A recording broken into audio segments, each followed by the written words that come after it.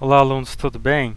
Então, a gente retorna aqui com outro vídeo relacionado às abordagens da administração. A gente vai falar agora da abordagem humanística da administração, tá? Essa abordagem humanística da administração é bastante interessante e a gente vai começar descobrindo aqui quais foram as origens dessa abordagem. Bom, rapidamente a gente pontua que as origens dessa abordagem, primeiro, é a necessidade de você procurar humanizar mais a rigidez da teoria clássica da administração, da abordagem clássica da administração, que era uma abordagem voltada muito para o aspecto de tarefas e estrutura, deixando de lado as pessoas. Então essa abordagem ela vem nessa percepção que se tem de se dar mais atenção às pessoas. Um segundo ponto que também ajudou a originar essa abordagem humanística é o desenvolvimento das ciências humanas no período, principalmente a da psicologia. E um terceiro ponto de origem dessa abordagem são as conclusões da experiência de Hawthorne, uma experiência muito importante que aconteceu e que acabou, através das suas conclusões, servindo de base para essa abordagem. Durante a aula síncrona, eu acabei explicando de forma mais detalhada como que se deu, essa experiência de Hawthorne, que é muito importante para a administração.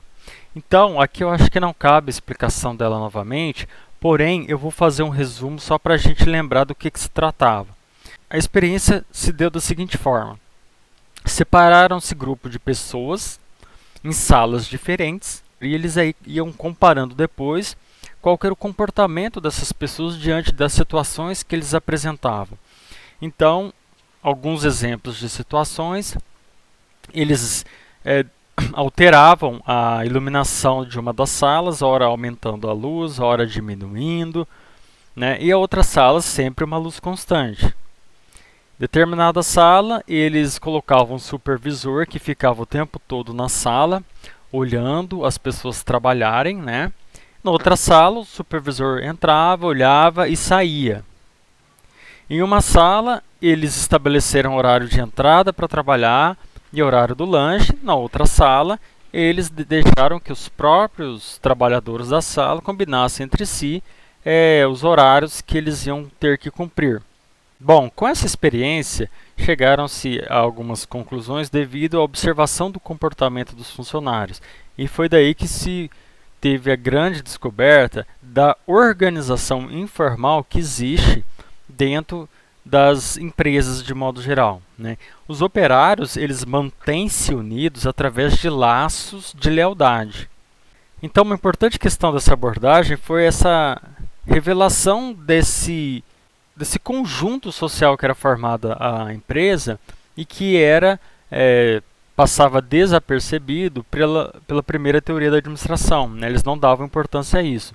Mas o que acontece? Essa organização informal é onde mostra os verdadeiros laços de fidelidade e amizade dentro das organizações. Essa experiência de Hawthorne acabou trazendo as conclusões tão importantes que revolucionaram a administração. A primeira descoberta e conclusão da experiência de Hawthorne é que o nível de produção ele é resultante da integração social. Isso é extremamente importante, Então, explicando o que significa isso. Significa que quanto maior é a interação social no grupo de trabalho, tanto maior é a disposição para se produzir. Ou seja, os laços de amizade que existem dentro da organização, quando você cria grupos onde há esses laços positivos, a tendência é aumentar a produtividade do trabalho dessas pessoas. Uma segunda conclusão é o comportamento social dos empregados. O que isso quer dizer? Quer dizer que o comportamento do indivíduo ele se apoia totalmente no grupo. Os trabalhadores eles não agem ou reagem isoladamente como indivíduos, mas como membros de um grupo. Isso demonstra que o comportamento de um indivíduo estando sozinho é de uma forma, ele estando no meio de um grupo é de outra forma. Então as pessoas se comportam diferentemente estando sozinhas ou em grupo. A terceira conclusão é recompensas e sanções sociais. O que significa isso?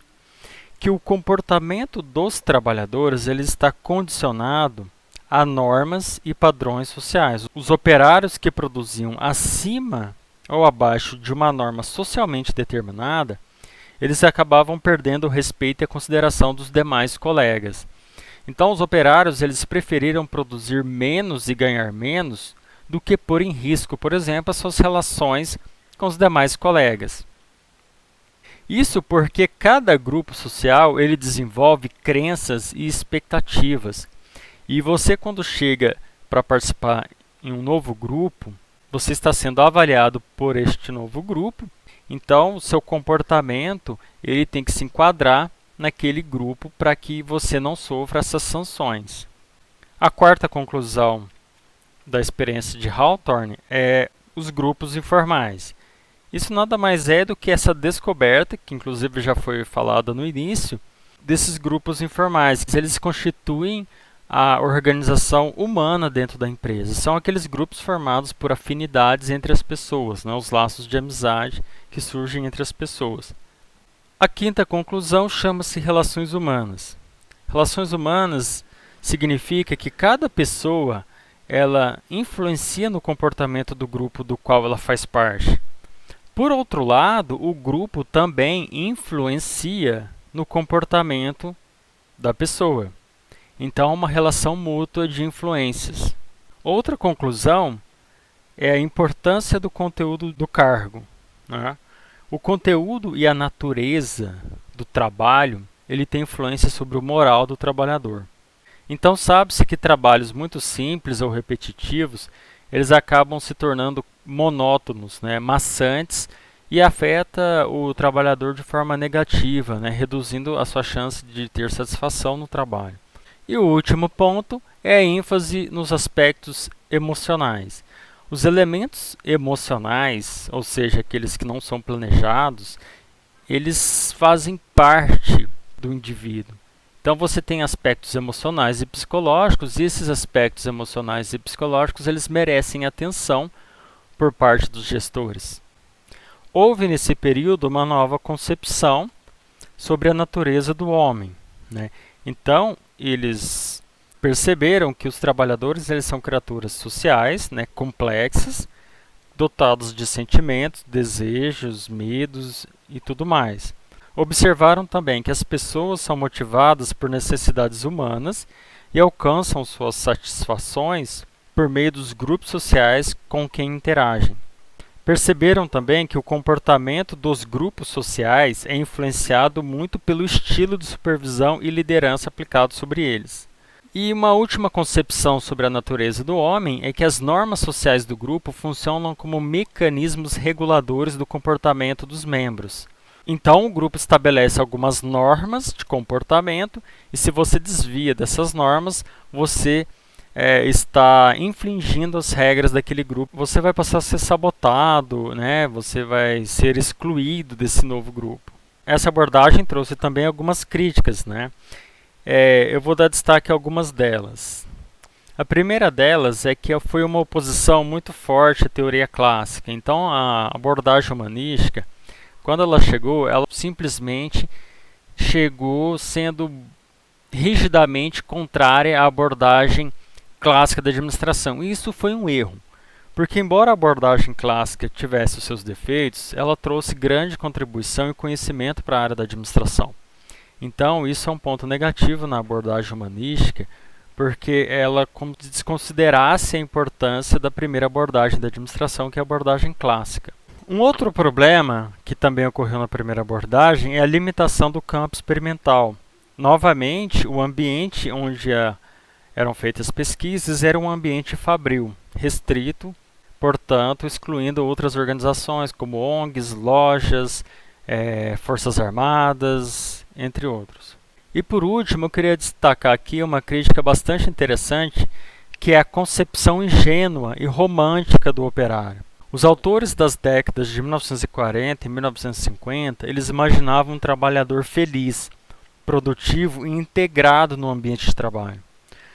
Contudo, essa imagem nem sempre foi confirmada por pesquisas posteriores, né, que acabaram descobrindo que você tinha trabalhadores felizes, porém improdutivos, como também você tinha trabalhadores infelizes e produtivos. Essa concepção ingênua e romântica do operário também teve um sentido bastante oposto à primeira concepção do Homo economicus, em que a pessoa ela tendia a ser preguiçosa, não gostava de trabalhar, trabalhava porque era obrigada e tinha a questão da vadiagem, entre outras coisas. Era uma concepção bastante negativa, né, do trabalhador. Essa, ao contrário, foi por demasiado otimista, o que também se mostrou bastante fora.